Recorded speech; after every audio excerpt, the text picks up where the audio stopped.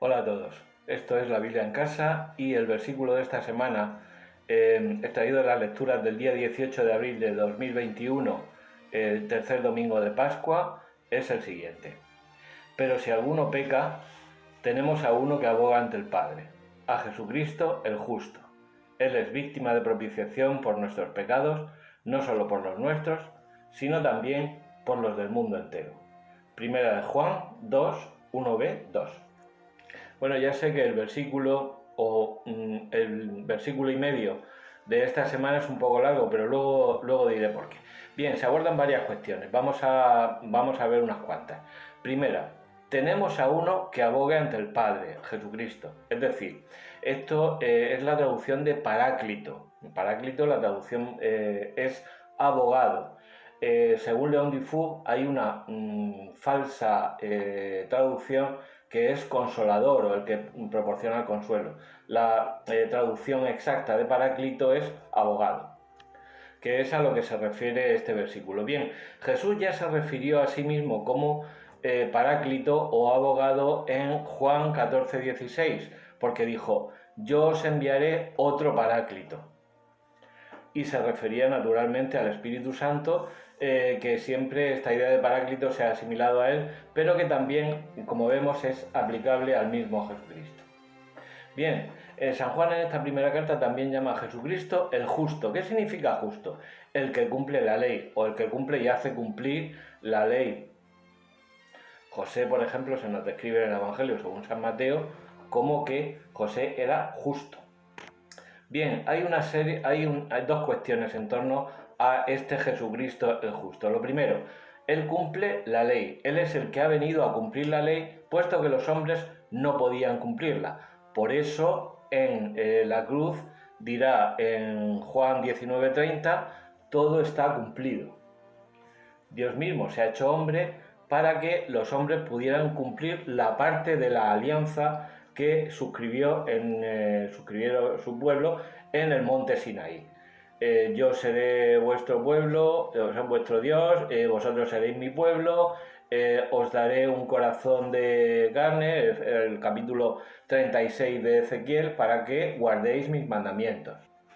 Claro, es imposible que nadie pueda cumplir toda la ley, todos los mandamientos del Señor. Por eso Dios se hizo hombre en Jesucristo, el justo, el que cumple toda la ley.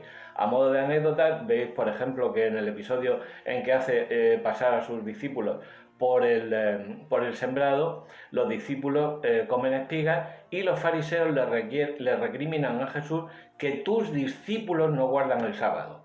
Evidentemente Jesús no comió espigas, a él no le podían decir nada porque él cumplió la ley hasta el final, incluso el descanso sabático, porque el día del sábado su cuerpo descansó.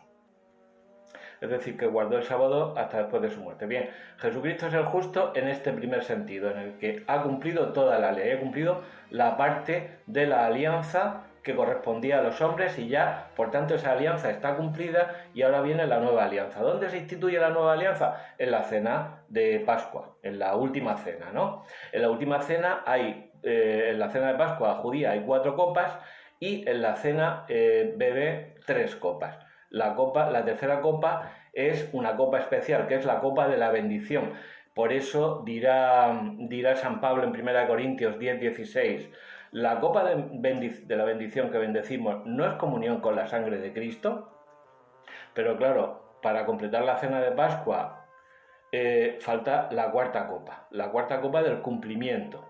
Por eso en la oración del Getsemaní le dice el Señor: Padre, aparta de mí este cáliz. ¿Qué cáliz? La cuarta copa, la copa del cumplimiento, que tomará después en Juan 19:30. Cuando le acercan el vinagre, él toma el vinagre y dice: todo está cumplido.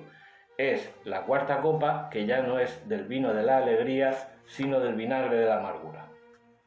Por tanto, ya vemos, Jesucristo es el justo en este doble sentido, en que cumple toda la ley y en el que además consuma su sacrificio con esa cena pascual, con ese sacrificio expiatorio. Bien, porque es el cordero, es ese cordero pascual que es sacrificado. Pero claro, nos habla de que este versículo nos habla de que Él es la víctima de propiciación, efectivamente. Propiciación equivale a expiación. La expiación no es un castigo, sino que equivale a purificación. En ese sentido, nos lo dice muy bien la carta a los Hebreos en el versículo 7, el capítulo 7, versículo 25, y también en el capítulo 9, versículo 24. Y esto supone el perdón. Todo esto nos lo va a contar el vocabulario de teología bíblica, León Dufour. También en Hebreos se une esta expiación a la idea de intercesión. Por eso lo que hablábamos antes de que, lo que decía este versículo, de que tenemos a uno que aboga ante el Padre. La propiciación, en definitiva, significa hacer agradable algo a Dios, ¿no? Y en este sentido, esta víctima de propiciación, que es Jesús, nos hace agradables al Padre. Bueno, pues todo esto lo vamos a ilustrar pues, con diversas obras, por ejemplo, las cartas de Juan de Michel Morgan, o los comentarios de Salamanca, de la Nácar Colunga, o diversos números del Catecismo. También veremos un documento de la Comisión Teológica Internacional que habla de cuestiones selectas sobre Dios Redentor. En este sentido, vamos a ver cómo examina la doctrina de San Anselmo o de Santo Tomás de Aquino. En fin, este versículo es largo, pero también es denso porque contiene muchas cuestiones fundamentales de la doctrina cristiana. Pero sobre todo, a mí me ha hecho mucha gracia lo que dice San Juan, porque empezaba en la primera parte de este versículo primero del capítulo segundo, decía, hijitos míos, tal cual, y dice, pero si alguno peca, habrá alguno que no peque. Y como no, en la última parte del versículo vemos la universalidad de esta salvación que está presente ya desde el minuto 1 en la doctrina cristiana. Así que ya sabes, adelante con la Biblia.